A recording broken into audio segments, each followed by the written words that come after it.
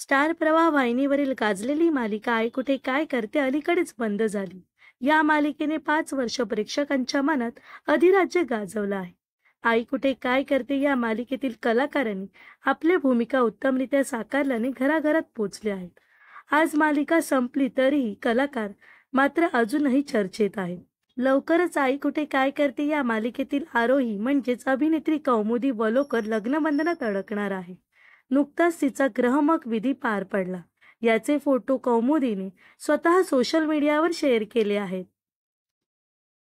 2023च्या वर्षाअखेरीस कौमुदी वलोकरने चाहत्यांना सुखद धक्का दिला होता. 31 डिसेंबर 2023ला कौमुदीचा मोठ्या थाटामाटात साखरपुडा पार पडला होता. साखरपुड्याचे सुंदर फोटो शेअर करून अभिनेत्रीने चाहत्यांना आनंदाची बातमी दिली होती.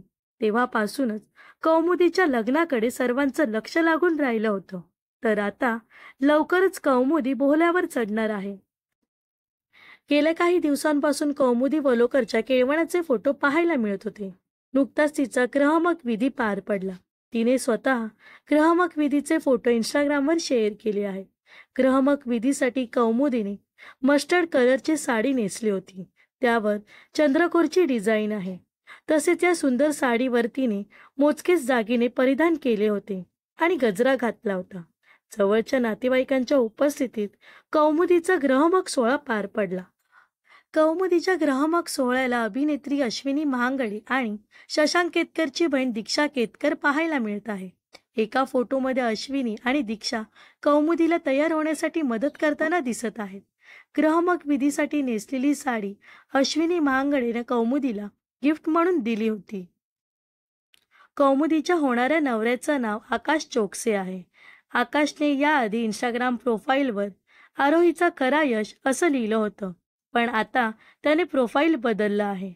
आकाश हा उच्च शिक्षित आहे. त्याने एज्युकेशनमध्ये PhD केली आहे. कौमुदीचा होणारा नवरा युसिफ रकेलीसाठी संशोधक म्हणून काम करतो. याशिवाय ज्ञान प्रबोधिनी फाउंडेशनसाठी स्वयंसेवक म्हणून काम करतो. तसेच त्याची स्वतःची वेबसाईट आहे. त्यावर त्याने अनेक ब्लॉग लिहिले आहेत. तर कौमुदीच्या ग्रहमक विधीचे फोटो तुम्हाला आवडले का हे नक्कीच कमेंट्समध्ये सांगा. व अशाच मनोरंजन विश्वातील ताज्या घडामोडी जाणून घेण्यासाठी नक्कीच आपल्या चॅनलला सबस्क्राईब आणि फॉलो करायला विसरू नका.